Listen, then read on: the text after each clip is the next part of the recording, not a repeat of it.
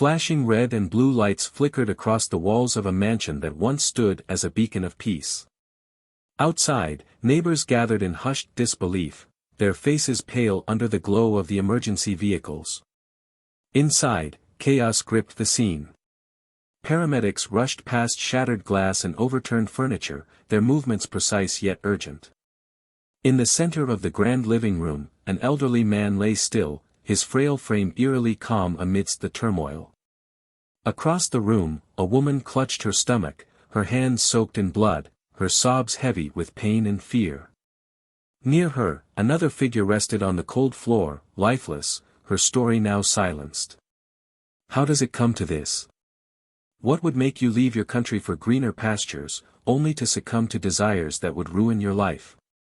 What drives a person to cross lines they never imagined, chasing fleeting comforts that lead to destruction? And then there's the man at the center of it all. What would drive someone, well into their twilight years, to make choices that unravel lives and end in brutal tragedy? Tonight, this once serene home had become a scene of unanswered questions, shattered dreams, and irreversible consequences. The answers would take time to piece together, but the scars of what happened here would remain. Welcome to True Crime Archives. Thank you to all our viewers, especially our amazing subscribers, for your continued support. Your encouragement drives us to keep improving and delivering the most compelling daily updates on both told and untold true crime stories. If you haven't already, make sure to hit that subscribe button and join our growing community of true crime enthusiasts. Stay tuned, there's so much more to uncover.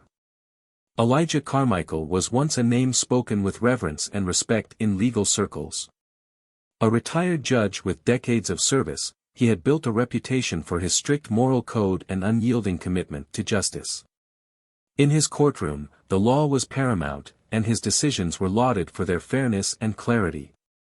To those who knew him, Elijah was a man of principle, unwavering in his pursuit of what was right.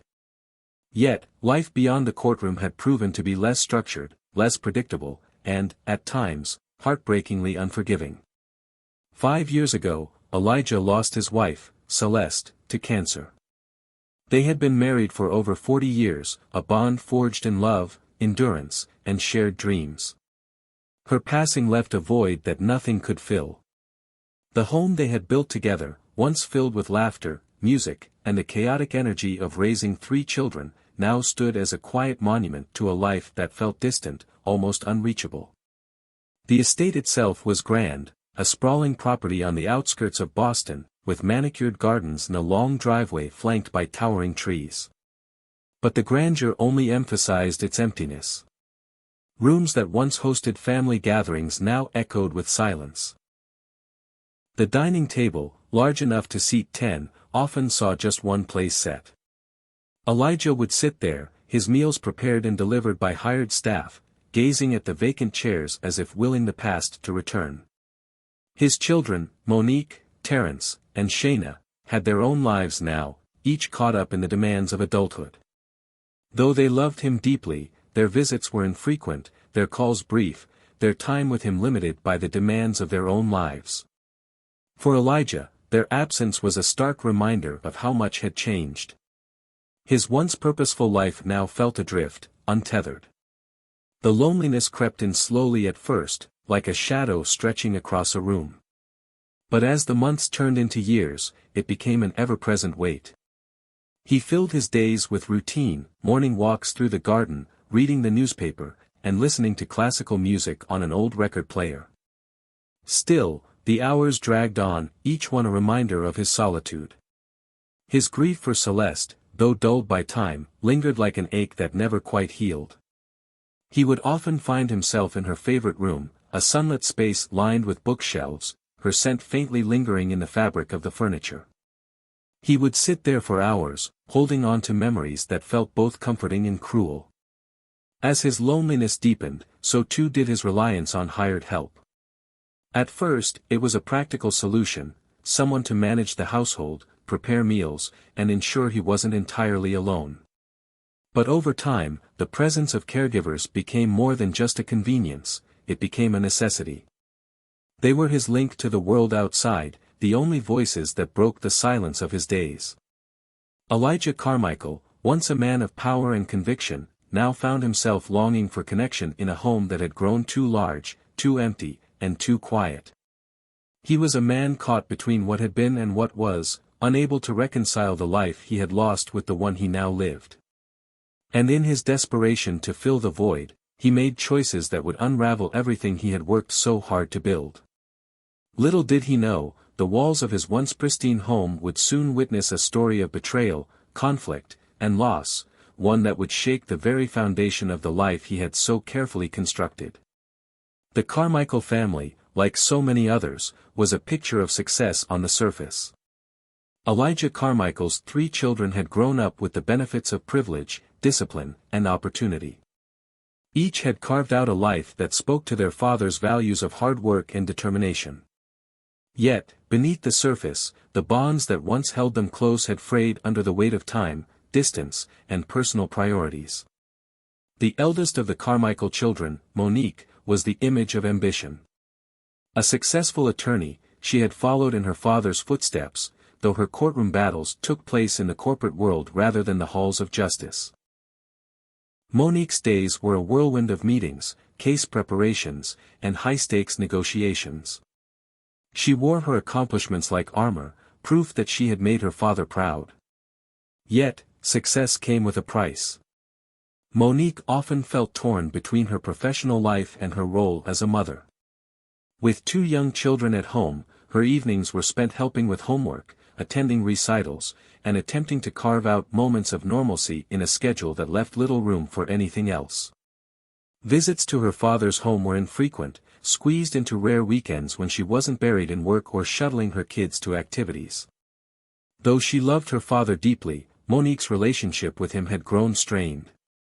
She often felt the weight of his expectations, a silent pressure to live up to the legacy he had built. Phone calls were brief and formal, discussions limited to updates on the children or her latest professional achievement. She carried a guilt she rarely admitted, knowing her absence left a void in her father's life but feeling powerless to change it. Terence, the middle child, was a businessman with a knack for finding opportunities in unlikely places. His ventures had taken him across the country, leaving him far from the family home. While his siblings settled into lives of service and structure, Terence pursued a path of independence and financial success. He visited rarely, his appearances limited to major holidays or milestones. When he did return, he brought with him an air of detachment, as if his life outside the family was a world apart. Terence's contributions were primarily financial, monthly transfers to cover household expenses and the occasional call to check in on how things were going. Despite his distance, Terence often viewed himself as the practical one, the sibling who ensured things kept running smoothly from afar. He rationalized his absence by convincing himself that his financial support mattered more than his physical presence. Yet, deep down, he knew his father longed for something more. Elijah didn't need money, he needed connection, the kind that no wire transfer could provide. The youngest of the 3, Shayna, was the caregiver of the family, a role she had taken on with equal parts pride and burden. A registered nurse, Shayna had chosen a career that reflected her compassionate nature, often going above and beyond for her patients. But that same dedication left her stretched thin when it came to her personal life. Of all the siblings, Shayna was the most involved in her father's care. She coordinated the logistics of his day-to-day life, managing appointments, hiring caregivers, and ensuring he had everything he needed. Yet, even she struggled to find time to visit as often as she wished. Shayna's guilt was a constant companion. She knew her father valued her efforts, but she also knew that what he truly craved was her presence. The few hours she managed to spend at his side were often filled with logistical conversations, discussions about medications, appointments, and home maintenance, leaving little room for the kind of meaningful connection she knew he missed. Shayna's role as the family's caregiver often placed her in a difficult position. She was the go-between, the sibling who tried to bridge the gap between her father's needs and her siblings' lives. While she loved Monique and Terence, she sometimes resented their distance, feeling as though the weight of their father's loneliness rested entirely on her shoulders. The Carmichael siblings, though united by blood, had grown apart over the years. Each carried their own version of guilt, their own reasons for not being as present as they wanted to be. Monique's demanding career, Terrence's distance, and Shayna's overburdened sense of duty left Elijah caught in the crossfire of their good intentions. Their father's once vibrant home now served as a reminder of what had been, a place where holiday dinners and lively conversations once filled the air. Now, the occasional phone call or holiday visit felt like a poor substitute for the connection they all knew he deserved. Elijah, for his part, tried not to show his disappointment. He would smile through the loneliness, telling himself that his children loved him in their own ways, even if their lives left little room for him. But the truth weighed on him, and in his quiet moments, he couldn't help but feel abandoned by the family he had worked so hard to build and protect. In their absence, the house grew quieter, and Elijah's days stretched longer. It was this silence, this unshakable loneliness, that would eventually lead him to decisions that none of them could have foreseen, decisions that would shatter the fragile balance of their lives and set the stage for a tragedy no one could have imagined. Elijah Carmichael had always prided himself on his independence, even as age and grief began to weigh heavily on him. For years after the passing of his wife, he had managed to maintain his home and his routines, but the signs of his declining mental and emotional health had grown impossible to ignore. The once meticulous judge who could recall case law with precision now found himself forgetting simple tasks, appointments missed, bills left unpaid, and groceries left to spoil. His children noticed the change, first as isolated incidents and later as a pattern. Shayna, the nurse, was the first to voice her concerns during one of her rare visits. "It's not just the loneliness," she had told Monique and Terrence during a video call. "Dad's slipping. He's forgetting things, and the house is too much for him to handle alone. He needs help." Monique, ever the problem solver, suggested a practical solution: hire professional caregivers. "We can't be there all the time, but we can make sure he has someone who is," she reasoned. Terrence, though reluctant to acknowledge the gravity of the situation, agreed. "Whatever it costs, we'll split it," he said. "It's better than him trying to manage everything on his own." After weeks of deliberation, the family decided to contact a reputable agency that specialized in elder care. Their father, predictably, resisted the idea at first. Elijah wasn't one to admit vulnerability, much less accept it. But after gentle persuasion from Shayna and assurances from Monique that he would still have his independence, Elijah reluctantly agreed. What none of them realized was that this decision, made out of love and concern, would set into motion a series of events that would forever change their lives. The agency introduced 2 caregivers who seemed like the perfect fit for Elijah's needs. Sofia Moreno was a Venezuelan immigrant in her early 30s. With a warm smile and a nurturing demeanor, she immediately put Elijah at ease. Sofia had come to the United States with dreams of becoming a certified nurse practitioner. She worked tirelessly, sending money back home to support her aging parents and younger siblings. Despite the challenges of navigating a new country, she carried an air of quiet determination, her optimism shining through even on the toughest days. Camila Ferreira, a Brazilian immigrant in her late 20s, was a striking contrast to Sofia in many ways. While Sofia exuded calm and steadiness, Camila carried a fiery energy and an undeniable charisma. She had come to the U.S. seeking a fresh start after escaping an abusive relationship in her home country. Her journey had been fraught with obstacles. Yet, she approached her work with efficiency and a fierce sense of self-reliance, driven by her need to rebuild her life. The agency had paired them based on their complementary skills and backgrounds, and for a time, it seemed like a perfect match. Sofia's compassion balanced Camila's pragmatism, and together they began to create a sense of stability in Elijah's life. When Sofia and Camila first arrived, Elijah greeted them with a mix of curiosity and skepticism. Used to his solitude, he wasn't entirely comfortable with the idea of strangers in his home. But the women quickly won him over with their professionalism and care. Sophia took charge of his meals, preparing dishes that were not only nutritious but also reminded him of the comfort food his late wife used to make. She had a way of making the house feel warm again, filling it with the scent of fresh-baked bread and hearty soups. Elijah found himself lingering in the kitchen just to watch her work, her gentle hum of a Venezuelan folk tune a soothing presence. Camila, meanwhile, managed the practical aspects of his care with precision. She ensured his medications were taken on time, his appointments kept, and the house maintained.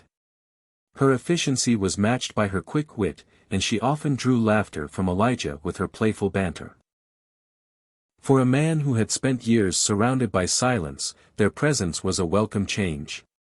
Over time, Elijah grew attached to the women, not just as caregivers but as companions. They brought life back into his home, their laughter filling the spaces that had once echoed with emptiness. He began to look forward to their conversations, their stories of life in Venezuela and Brazil offering him a glimpse into worlds he had never known.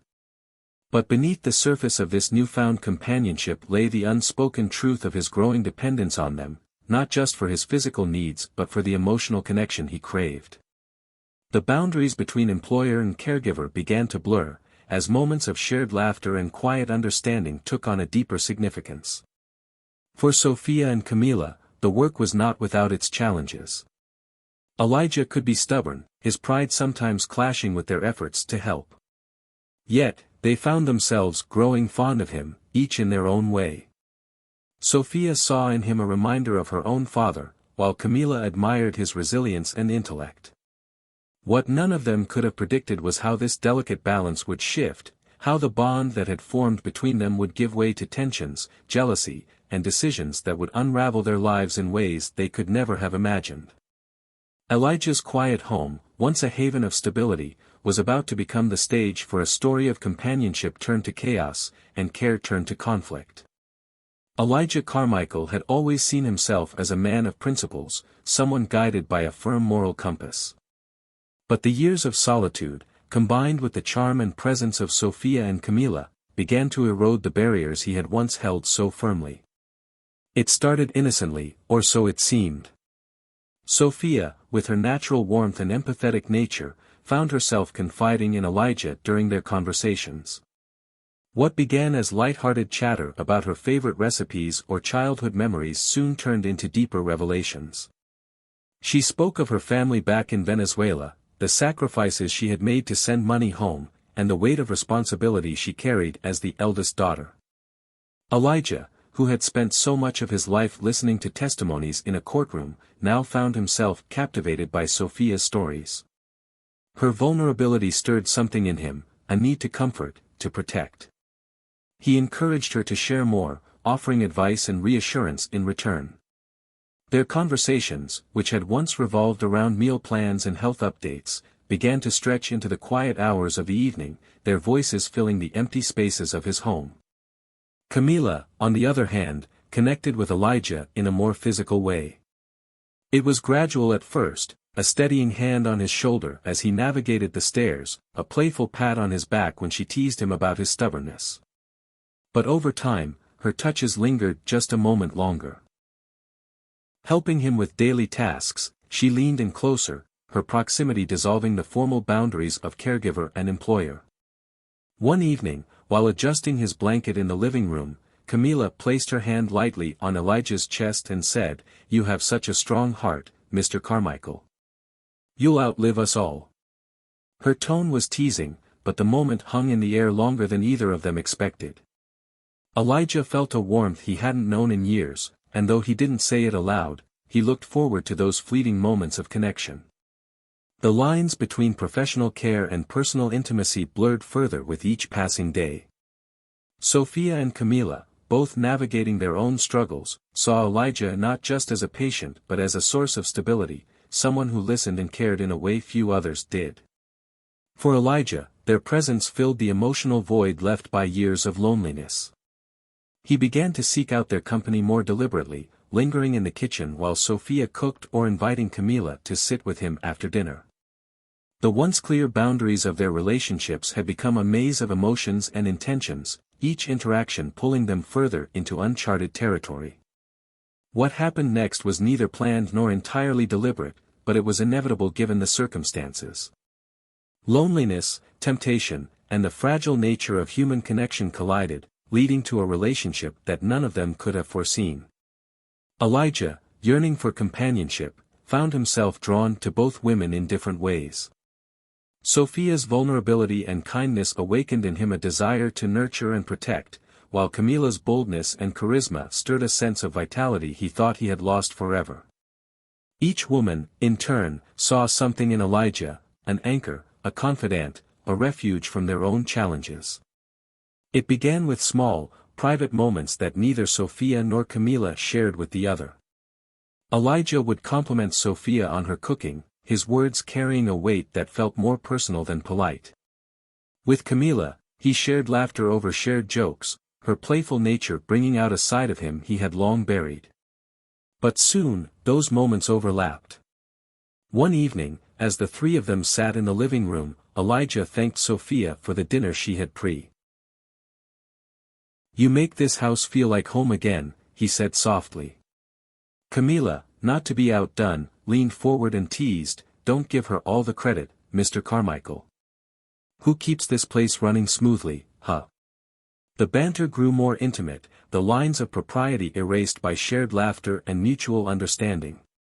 In those moments, they were no longer employer and caregivers, they were companions, each finding solace in the company of the others. The relationship evolved from there, almost naturally, though not without hesitation. Sophia and Camilla, aware of the unspoken competition for Elijah's attention, began to vie gradually for his favor. Elijah, caught between them, felt an intoxicating mix of guilt and exhilaration. The secrecy of their interactions added an air of forbidden allure. The three of them avoided addressing the nature of their relationship directly, instead allowing it to unfold in quiet moments behind closed doors. But the weight of what they were doing was never far from their minds. Sophia wrestled with the morality of her actions, questioning whether her growing attachment to Elijah was a betrayal of her role as a caregiver. Camilla, who had long prided herself on her independence, felt conflicted about the emotional vulnerability she had allowed herself to feel. And Elijah, once a man of rigid principles, grappled with the realization that his loneliness had led him down a path he never thought he'd take. What began as moments of connection had grown into something far more complex and fragile, a web of emotions and desires that could not hold under scrutiny.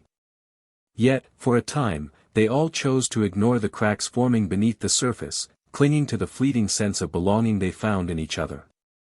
But secrets have a way of surfacing, and this one was no exception. What had started as an unexpected solace would soon spiral into jealousy, betrayal, and ultimately, tragedy. The quiet, dignified presence of Elijah Carmichael's estate had always been a hallmark of the neighborhood. The mansion, nestled behind tall iron gates, had long been a symbol of stability and grace. But over the course of several months, gradual changes began to ripple through its serene exterior, drawing the attention of the community. At first, it was small things.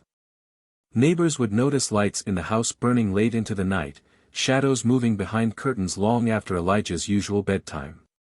Then came the sounds, muffled voices escalating into arguments, breaking the silence of the typically tranquil street. One neighbor, a retiree named Mrs. Jenkins, mentioned to her husband that she had seen two young women coming too close and having intimate body contact with Mr. Elijah. "It's none of our business," her husband had replied, but Mrs. Jenkins couldn't help but wonder what had become of the stately judge she had admired for years. The activity grew more conspicuous. Delivery trucks arrived more frequently, carrying packages of unknown contents. One evening, the sound of shattered glass startled the neighbors, followed by raised voices that seemed to carry frustration and anger. The once dignified air of the Carmichael estate was now marked by an unsettling energy. Meanwhile, Elijah's children began to sense that something was amiss. Monique was the first to notice discrepancies in her father's financial accounts. As the executor of the family trust, she had always kept a watchful eye on her father's spending. What she saw in recent months, however, alarmed her. Large sums of money were being withdrawn with increasing frequency, often without explanation.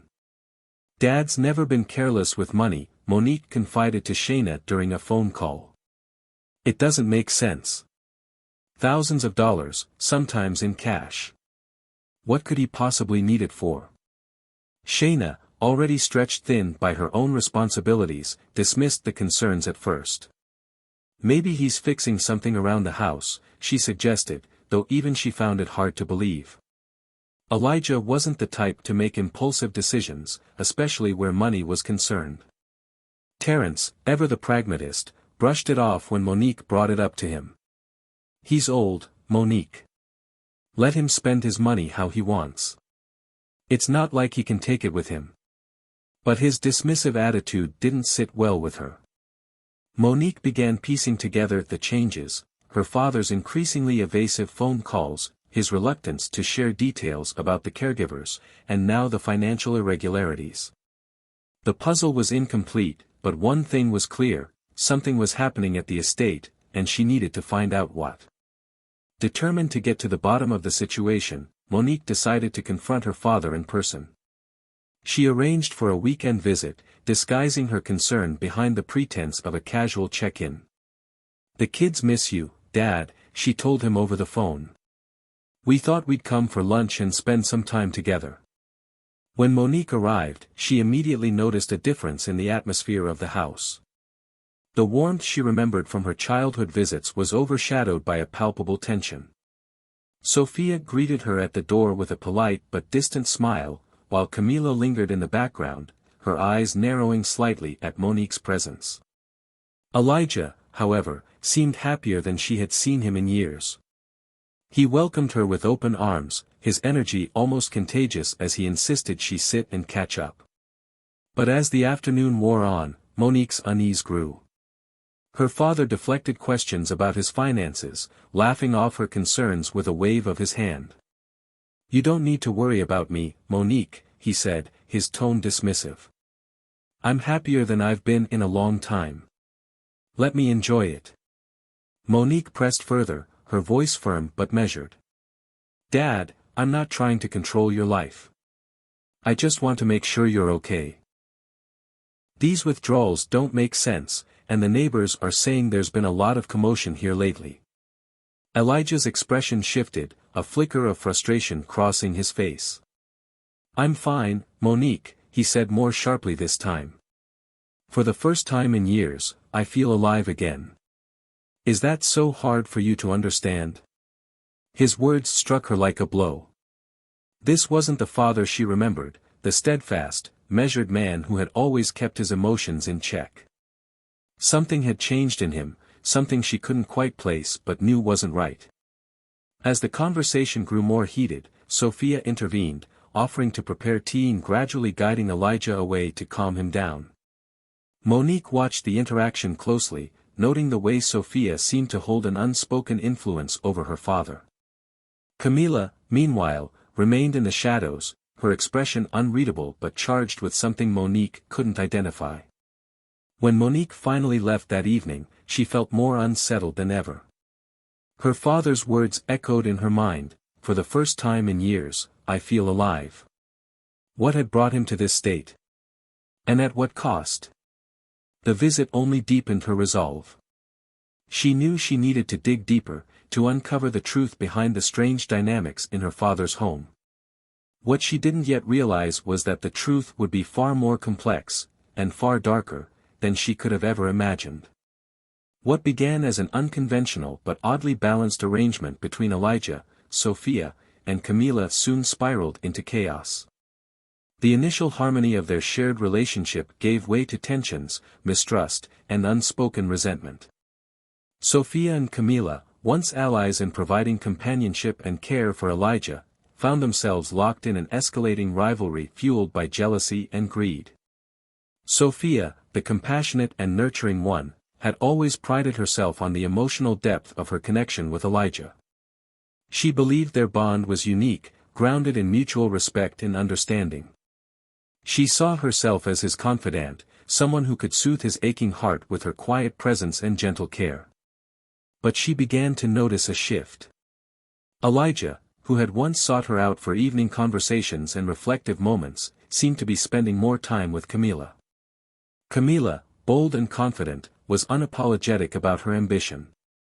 She knew how to command Elijah's attention and had no qualms about stepping into the spotlight. Unlike Sophia's quiet devotion, Camila brought energy and excitement to their relationship, making Elijah feel invigorated in a way he hadn't in years. She saw herself as the one who truly understood his need to feel alive and desired again. As the competition for Elijah's favor grew, the atmosphere in the house turned toxic. The women's interactions became increasingly hostile, marked by passive-aggressive comments and veiled accusations. Sophia would criticize Camila's brashness, implying that she lacked the graduality and care Elijah needed. Camila, in turn, mocked Sophia's gentleness, calling her too timid to keep Elijah's attention. Meanwhile, Elijah, overwhelmed by the intensity of their rivalry, began to distance himself from the dynamic that had once brought him comfort. The threesome affair, while initially invigorating, had started to drain him physically and emotionally. At his age, the constant demands of maintaining such a relationship became too much. Without intending to, Elijah began to see each woman separately, seeking solace in their company one at a time rather than together. With Sophia, he found moments of peace and reflection. She reminded him of the stability he had lost with his wife's passing, offering him a sense of calm that he desperately needed. They would sit together in the evenings, talking quietly about his memories and regrets, her presence like a balm for his weary soul. With Camila, it was different. She brought excitement and vitality into his life, reminding him of a youth he had long since left behind. She teased him, laughed with him, and made him feel as though he could recapture a part of himself that he thought was gone forever. Elijah was drawn to her energy, even as he struggled to keep up with it. Unbeknownst to him, his decision to meet them separately only deepened the divide between the two women. Each began to believe that she was his true favorite, and each resented the other more fiercely. The house that had once been filled with laughter and companionship now echoed with the sounds of arguments and slamming doors. Camila, ever the strategist, saw an opportunity to solidify her place in Elijah's life while eliminating Sophia from the equation entirely.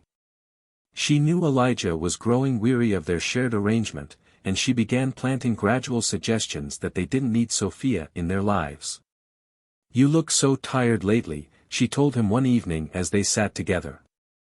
"I don't think this arrangement is working for you anymore. You deserve something simpler, something less complicated." At first, Elijah resisted the idea. He cared for both women and didn't want to cause unnecessary pain. But Camila's persistence wore him down. She framed the decision as one that was in his best interest, emphasizing how much better he would feel if he didn't have to manage the tension between the three of them. Camila took her plan a step further, convincing Elijah that their connection was the only one that truly mattered. She began to monopolize his time, ensuring Sophia had fewer opportunities to be alone with him. She lavished him with attention, catering to his every need and making him feel as though she was the only person who truly understood him. When Sophia realized what was happening, she was devastated. The gradual exclusion, the whispers between Camila and Elijah, the way Elijah avoided her gaze. It all pointed to one painful truth: she was being pushed out. Sophia confronted Elijah, demanding an explanation. "I've been here for you, cared for you, loved you in ways no one else has," she said, her voice trembling. "How can you let her do this? How can you let her push me away?" Elijah, torn and conflicted, could only offer hollow reassurances. "It's not what you think, Sophia. I need some space right now. This situation isn't working for me anymore." But Sophia wasn't convinced. She turned her anger toward Camila, accusing her of manipulation and deceit. "You're using him," she hissed during one heated argument. "You don't care about him. All you care about is what you can get out of this." Camila, unfazed, responded with a smirk. "You're just upset because you've lost. He made his choice, Sophia. Maybe it's time you accepted it. Feeling betrayed and furious, Sophia decided she couldn't let this continue. She threatened to expose everything to Elijah's children, warning Camila that the truth would destroy her carefully constructed plans. Do you think they'll let you get away with this? Sophia spat. You'll be out of here faster than you can pack your bags. Camila, however, wasn't intimidated. If anything, Sophia's threats only strengthened her resolve. She knew she had Elijah's trust, and she was willing to do whatever it took to protect her position. The fragile truce that had once kept their lives intertwined was now shattered. The battle lines were drawn, and the house that had once been a haven of companionship had become a battlefield of deceit and ambition. Little did any of them know, the conflict they had set into motion would soon spiral out of control, leading to consequences none of them could have foreseen. The stage was set for a confrontation that would bring their tangled web of relationships to a tragic and irreversible end. It was a cold and bitter night on January 12, 2023, the kind of evening when silence blankets the world, and yet, in the Carmichael mansion, chaos was brewing. What should have been a quiet evening of rest turned into a storm of rage and betrayal, culminating in irreversible tragedy. Elijah Carmichael sat in his favorite armchair, his frail hands trembling as he tried to keep his composure. Across from him stood Sophia and Camila, their faces contorted with anger. The argument had started hours earlier, and it showed no signs of abating. The air was thick with tension, words flying like daggers as the two women unleashed months of pent-up resentment. "This isn't what we agreed to, Elijah," Sophia shouted, her voice breaking with emotion. She held a stack of bank statements, evidence of the money Elijah had been giving to Camila behind her back. "You promised us, that we'd share everything equally. How could you go behind my back like this?" Camila scoffed, crossing her arms as she leaned against the doorway. "Oh, stop pretending you care about him, Sophia. This has never been about Elijah for you, it's about control. You just can't stand that he chose me." Elijah raised his hand weakly, trying to quell the rising storm. "Enough," he murmured, his voice barely audible over their shouting. But neither woman paid him any mind. Sophia turned on Camila, her eyes blazing. "Chose you?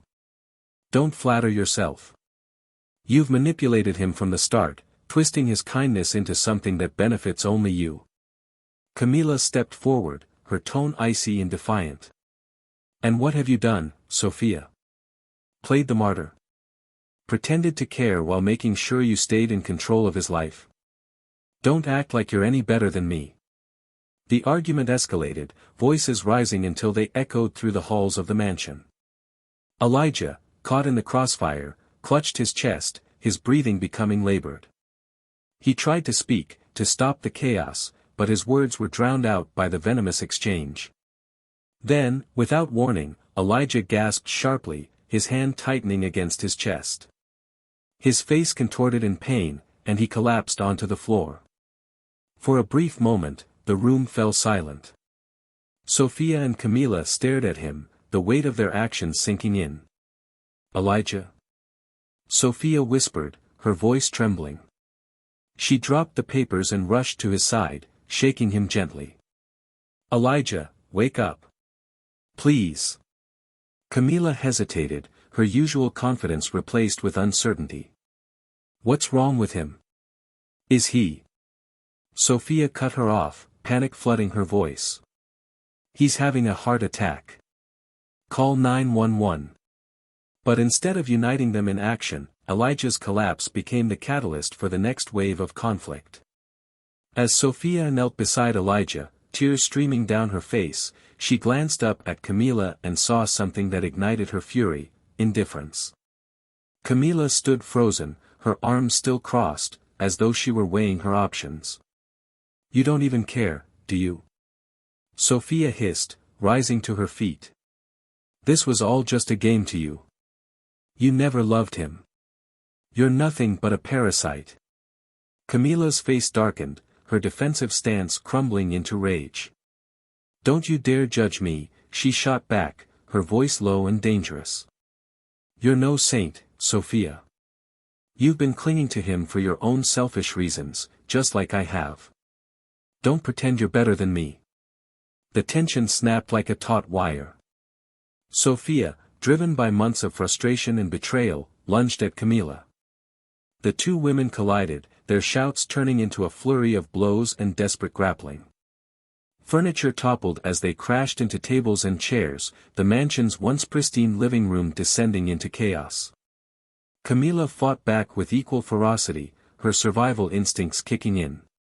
"Get off me," she screamed, shoving Sophia into a side table. The sound of shattering glass filled the room as a vase fell to the floor, splintering into shards. But Sophia was relentless. She grabbed Camila by the arm, shaking her violently.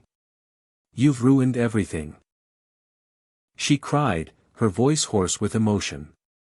"Everything." In the chaos, Camila's hand found one of the shards of broken glass. Driven by fear and desperation, she lashed out, the shard catching Sophia in the side. The older woman gasped, stumbling backward as blood began to seep through her blouse. Sophia's legs gave out, and she collapsed to the floor, her breaths coming in short, ragged gasps. For a moment, Camila stood frozen, the bloodied shard still in her hand, as the weight of what she'd done began to sink in. But the fight had taken its toll on her as well. She looked down and saw her own blood staining her clothes, wounds inflicted during the violent altercation. Her knees buckled, and she fell beside Sophia, the shard slipping from her fingers as her strength gave out. Meanwhile, Elijah's lifeless body lay forgotten amidst the wreckage. The man who had been the center of their world, the source of their conflict, was now gone, his final moments overshadowed by the chaos that had consumed his home. The mansion, once a place of warmth and stability, was now a crime scene. The silence that followed the fight was deafening, broken only by the faint sound of sirens in the distance. Help was on the way, but it was too late for Elijah, and for the women who had let their greed and jealousy destroy everything. By the time the authorities arrived, the tragedy was complete. Elijah lay dead, Sophia had succumbed to her injuries, and Camila, barely conscious, was taken into custody. The events of that night would leave a stain on the Carmichael estate that no amount of time could erase.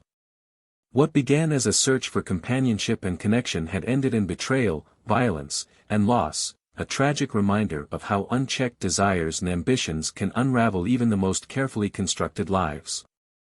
The quiet of the night in the affluent Boston neighborhood shattered with the sound of sirens piercing through the cold January air. Neighbors, alarmed by the earlier screams and the crashing of glass, had dialed 911, their concern amplified by the sudden silence that followed. Now, the flashing red and blue lights illuminated the Carmichael estate, their rhythmic pulses casting eerie shadows over the grand facade. As police officers approached the house, the scene that awaited them was nothing short of harrowing. The front door was ajar, a testament to the frantic chaos that had unfolded within. Inside, the living room bore the unmistakable marks of a violent struggle.